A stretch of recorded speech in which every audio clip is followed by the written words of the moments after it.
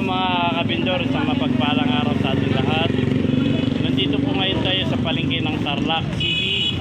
Aalamin po natin yung presyo ng bigas mga kabindor pagkatapos ng bagyong Karina. Okay mga kabindor, samahan niyo ako, let's go. Hello, yan ang presyo ng bigas ngayon mga kabindor pagkatapos ng bagyong Karina. Ayan, mga presyo ng bigas mga kaidol, oh. Ayan, oh. Ayan mga kaidol. Ito yung mura 50. Ayan mga kaidol, oh. Ayan, oh. Ito naman mga kaidol, oh. 55 ang kilo. Ayan.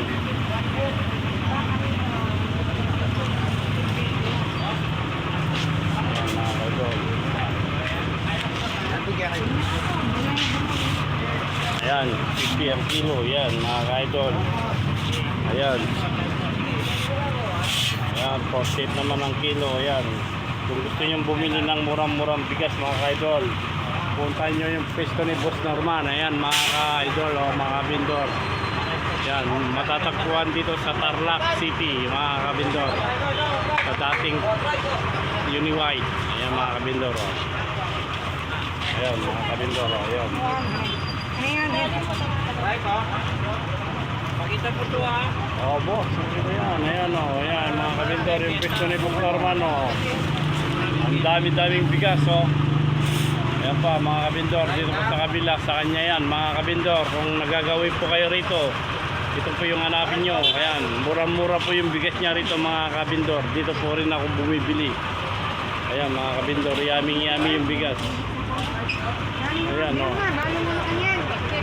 Ayan, oh, ang dami, oh. Ayan, oh. Ayan. Ayan, kabindor, oh. Oh, yummy, oh. Oh, yummy yan. 53 lang mga kabindor. Habang sa kanya ba?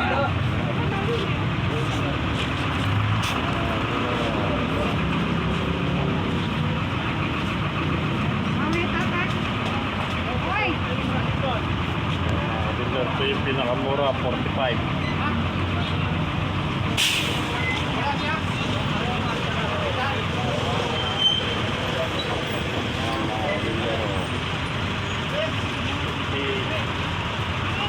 Ito naman po yung malagkit na imported mga kabindor. Ayan, yung kilo ay 60. Ayan.